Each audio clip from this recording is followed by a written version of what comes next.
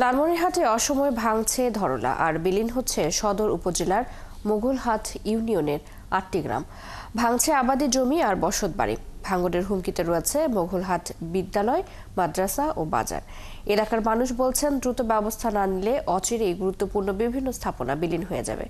শামিউল ইসলাম পাটোয়ারি মিলনের তথ্য ছবিতে প্রতিবেদন।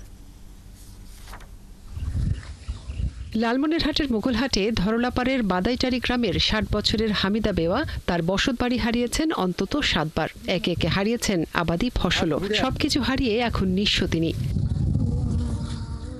শুধু বাদাইটারি নয়, উপজেলার কুরল ফলিমারি এলাকায় গ্রামের পর গ্রাম এখন ধরলার ভাঙনের কবলে।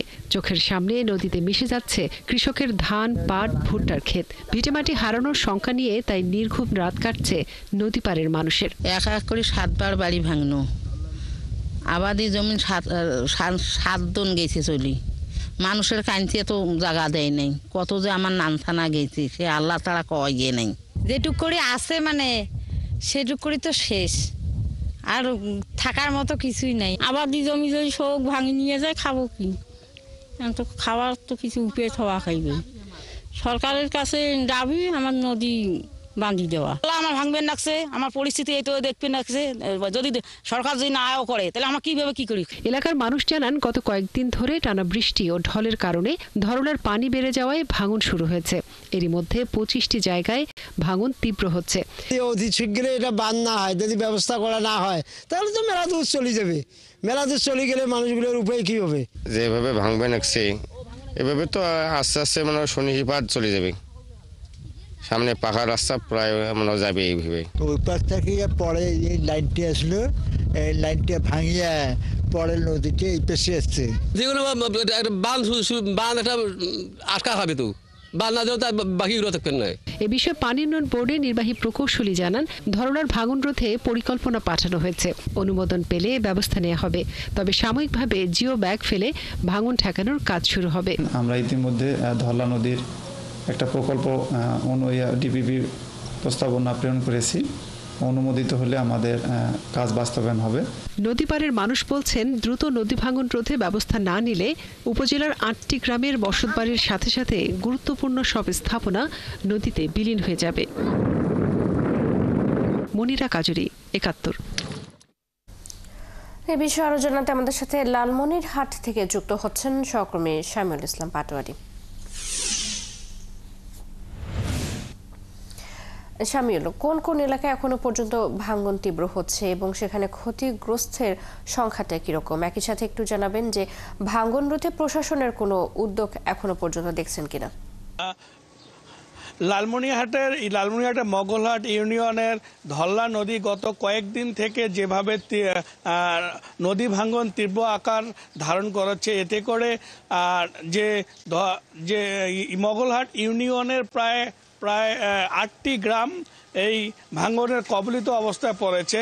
চৈতি, আপনি জানেন যে গত কয়েকদিন থেকে প্রবল বর্ষণ এবং উজান থেকে কিছু পানি নেমে আসার কারণে ধরলা নদীতে আকস্মিকভাবে পানি বৃদ্ধি পাওয়ার কারণে ধরলা নদীর যে ৮টি স্পটের মধ্যে যেখানে ভাঙন দেখা দিয়েছে, এর মধ্যে মোগলহাট গাড়িয়ালটারি যে স্থানটি রয়েছে, এছাড়া কুলিয়াঘাটের শিবের কুটি রয়েছে, বড় বাড়ি রয়েছে, আরও বেশ কয়েকটি অঞ্চল, বড় বাঁশুড়িয়া, ছোট বাঁশুড়িয়া, যে ধরলাপাড়ের যে অঞ্চলগুলো রয়েছে, সেখানে গত ২ দিন থেকে তীব্র ভাঙনের কারণে যে মানুষের যে ক্ষেত খামারগুলো রয়েছে সেগুলো নদীগর্ভে বিলীনের পথে।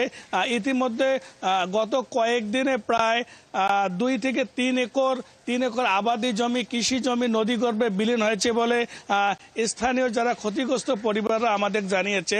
তবে আমি মোগলহাটে গাড়িয়ালটারি অঞ্চলটা গিয়েছিলাম, সেখানে লক্ষ্য করেছি যে কৃষকের ভুট্টার ক্ষেত এবং ধান এবং অন্যান্য যে ফসল রয়েছে, ফসলের জমিগুলো নদীর মধ্যে যাচ্ছে।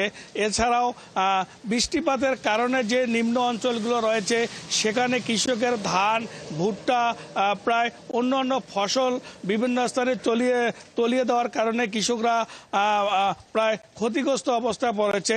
তবে নদী ভাঙন রোধে পানি উন্নয়ন বোর্ড আমাদের জানিয়েছেন যে জিও ব্যাগ দিয়ে প্রাথমিকভাবে ভাঙনটাকে রক্ষা রক্ষা করা হবে।